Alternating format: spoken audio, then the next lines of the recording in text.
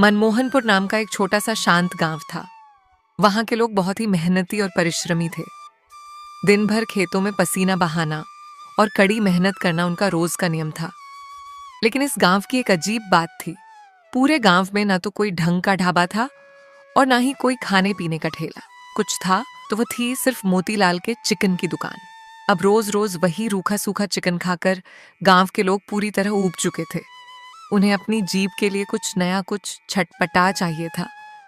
गांव के आखिरी छोर पर एक छोटी सी ढलती हुई झोपड़ी थी।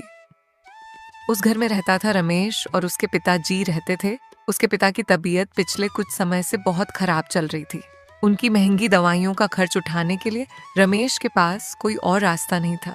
इसलिए वो उसी मोतीलाल के चिकन की दुकान पर दिन रात मजदूरी करता था। रोज की तरह आज भी वो काम पर जाने से पहले अपने पिता से बात करता था। पिताजी, मैं काम पर निकल रहा हूँ। आज आने में थोड़ी शाम हो जाएगी।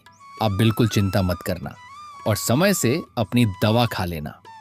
बेटा, वो दवाइयाँ खत्म हो गई हैं। अगर आज मोतीलाल सेठ से थोड़े पैसे मिल जाए तो आते समय शहर से दवा लेते आना। और हाँ, वो जो बुखार की दवाई लाते हो ना, वो मत लाना। मुझे अब काफी आराम है। पैसे फालतू में बर्बाद मत करना। अगर मन हो तो लाना, नहीं तो मैं वैसे भी ठीक हूँ। बाबूजी, आप मुझसे झूठ क्यों बोलते हो? आपकी बुखार अभी ठीक नहीं हुई है। आप बस परेशान मत हो। जब तक आपका ये बेटा रमेश जिंदा है, आपको किसी बात की फिक्र करने की जरूरत नहीं है। मैं आज मोतीलाल सेठ से हाथ जोड़कर अपने हक के पैसे मांग लूंगा। अपना ख्याल रखना। मैं जा रहा हूं। रमेश तुरंत घर से निकलता है और तेज कदमों से मोतीलाल सेठ की दुकान की तरफ बढ़ता है। लेकिन पिता से बात करने के चक्कर में आज उसे पहुंचने में थोड़ी देर हो जाती है। दुकान पर कदम रखते ही मोतीलाल सेठ का गुस्सा 7वें आसमान पर पहुंच जाता है। अबे रमेश, रोज रोज की यह तेरी नौटंकी अब यहाँ नहीं चलेगी। ये तेरे बाप का घर नहीं है। जब मन किया आ गया। कभी तेरे पिता बीमार हैं तो कभी कोई और बहाना। क्या महीने के 30 दिन तेरे पिता बीमार ही रहते हैं? आज कौन सा नया बहाना तैयार करके लाया है बे? सेठ जी, बहाना नहीं है। पिताजी की हालत सच में बहुत खराब है। मुझे आज काम के बाद कुछ पैसों की सख्त जरूरत है। कृपा करके दे दीजिएगा। मुझे मालूम था। हर दूसरे दिन तुझे सिर्फ पैसे चाहिए।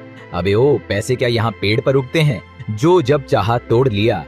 सेठ जी, मैं यहाँ भीख नहीं मांग रहा। मेहनत करता हूँ। अगर पैसों की जरूरत ना होती तो मैं भी किसी शहर चला जाता कमाने।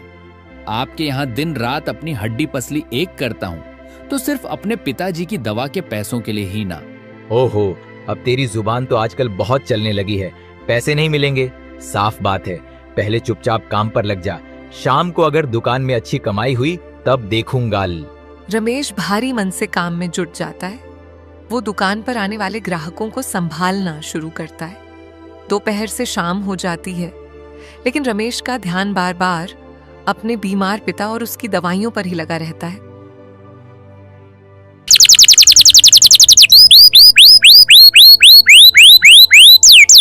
सेठ जी, शाम हो गई है और मेरे घर जाने का समय भी हो गया है।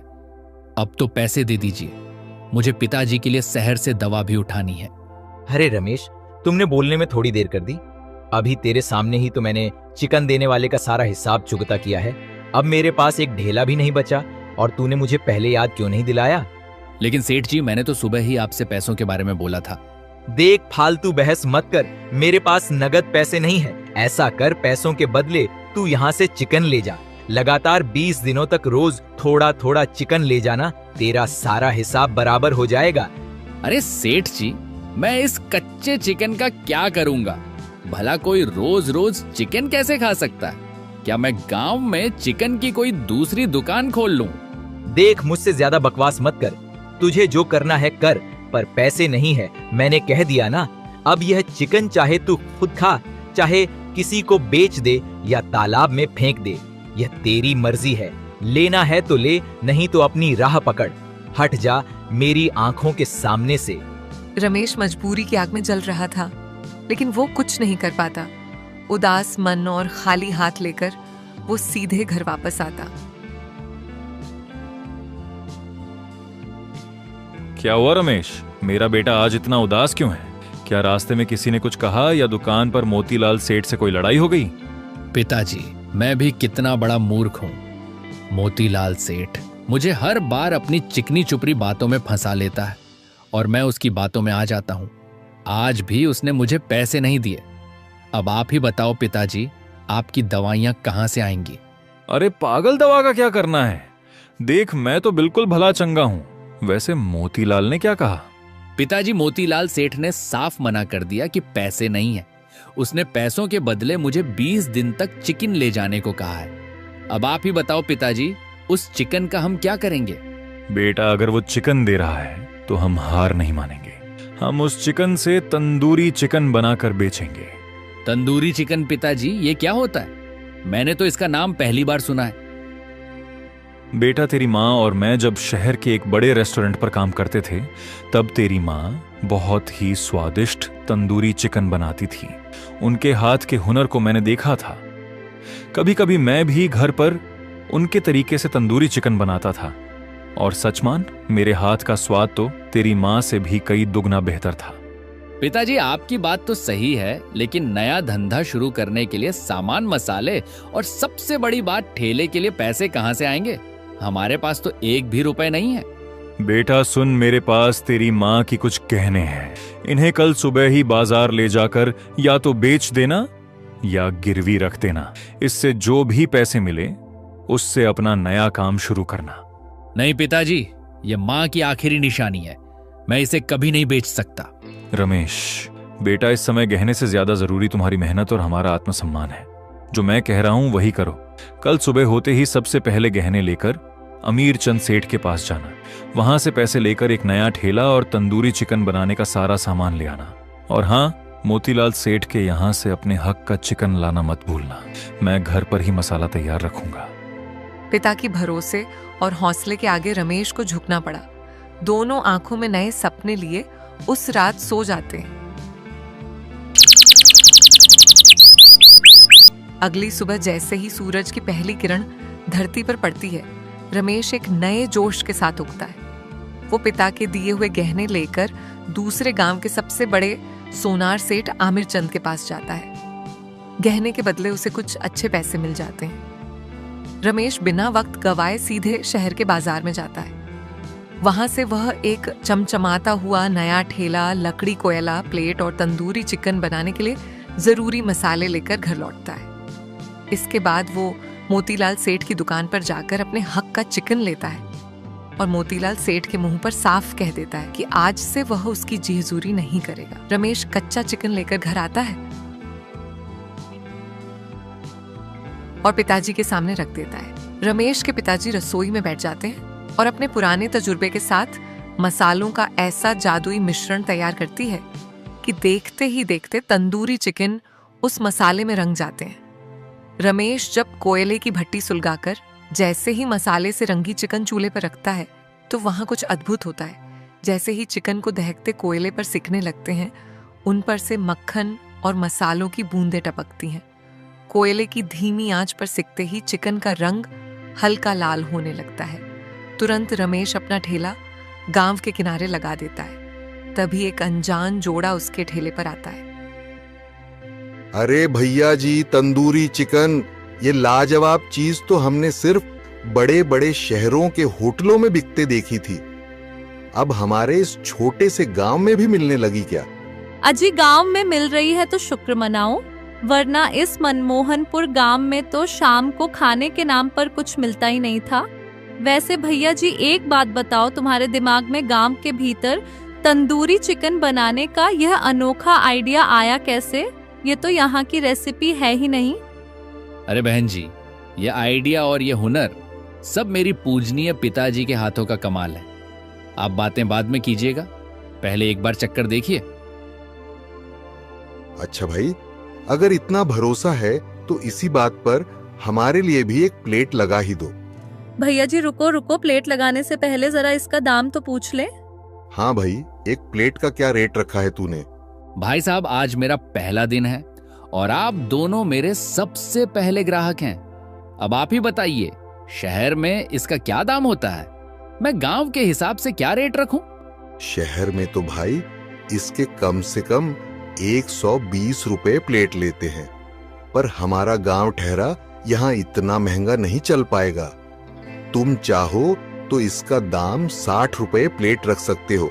ठीक है भाई साहब, ये लीजिए आपकी प्लेट, बस 60 रुपए ही दे दीजिएगा, पर पहले खाकर बताइए कि कैसा बना है। दोनों पति पत्नी जैसे ही तंदूरी चिकन का पहला निवाला अपने मुंह में रखते हैं, उनकी आंखें फटी की फटी रह जाती हैं। वो स्वाद इतना लाजवाब और बेमिसाल था कि दोनों कुछ पल के लिए अचंभित रह गए। मसाले का लाजवाब तालमेल, मक्खन और आंच का ऐसा तालमेल उन्होंने जिंदगी में कभी नहीं चखा था।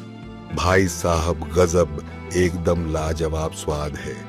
अपने पिताजी के हाथों में तो साक्षात अन्नपूर्णा देवी का वास है। तुम्हारा लख लख शुक्रिया भैया, जो तुमने इस गांव में ऐसा ठेला लगाने की हिम्मत की, वरना हम जैसों को तो तरस जाना पड़ता था। यह पकड़ो भाई अपने पैसे, अब हम चलते हैं। उन पहले 2 ग्राहकों की तारीफ और तंदूरी चिकन की महक ने अपना काम कर दिया था। देखते ही देखते ठेले पर गांव वालों की भारी भीड़ उमड़ पड़ी। स्वाद का जादू ऐसा चला कि रमेश ने जितना चिकन सोचा था वो कम पड़ गया। बस कुछ ही समय में उसका सारा का सारा तंदूरी चिकन बिक गया। आज मैं बहुत कम चिकन लाया था, इसीलिए जल्दी खत्म हो गया। क्यों ना मैं अभी सीधे मोतीलाल सेठ की दुकान पर जाऊं और कल के लिए ज्यादा चिकन का ऑर्डर दे दूं। यही सोचकर रमेश सीधे सेठ की दुकान की तरफ चल पड़ा। सेठ जी, मुझे कल के लिए थोड़ा ज्यादा चिकन चाहिए होगा। ज्यादा चिकन रमेश मुफ्त में नहीं मिलेगा, अब पैसे लगेंगे। सेठ जी, मेरे काम के बदले जो आपके पास मेरे पैसे बचते हैं, आप कल और परसों का चिकन उसी में से काट लीजिए। मुझे 20 दिन तक थोड़ा थोड़ा नहीं चाहिए। मुझे कल 3 से 4 दिन का चिकन एक साथ मिलाकर बढ़ाकर दे दीजिए।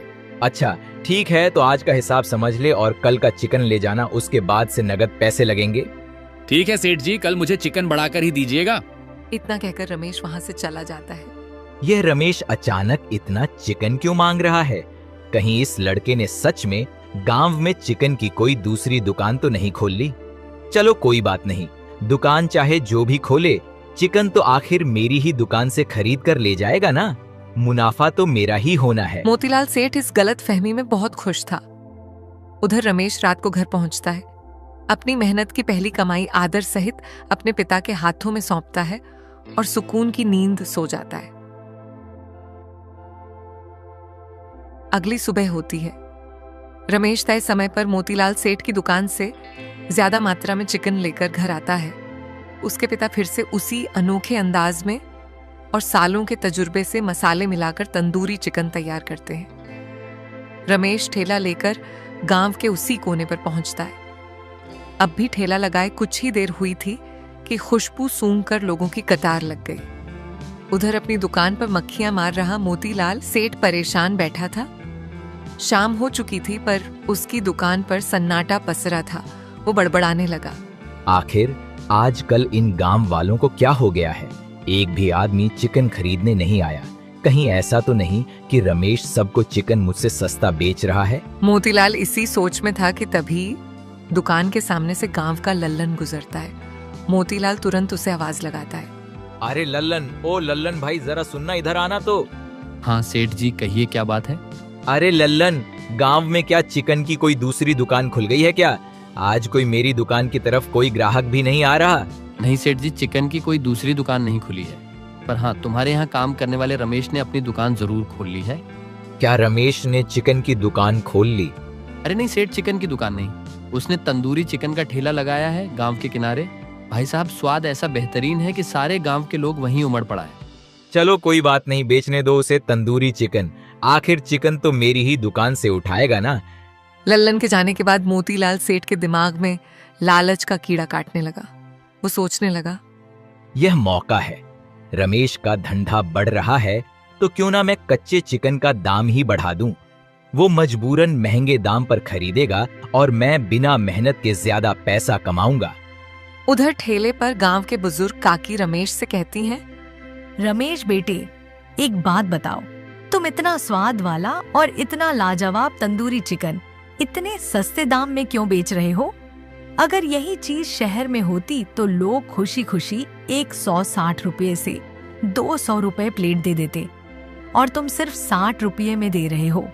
अरे काकी, हमारे गांव के लोग सीधे सरल और मजदूर हैं।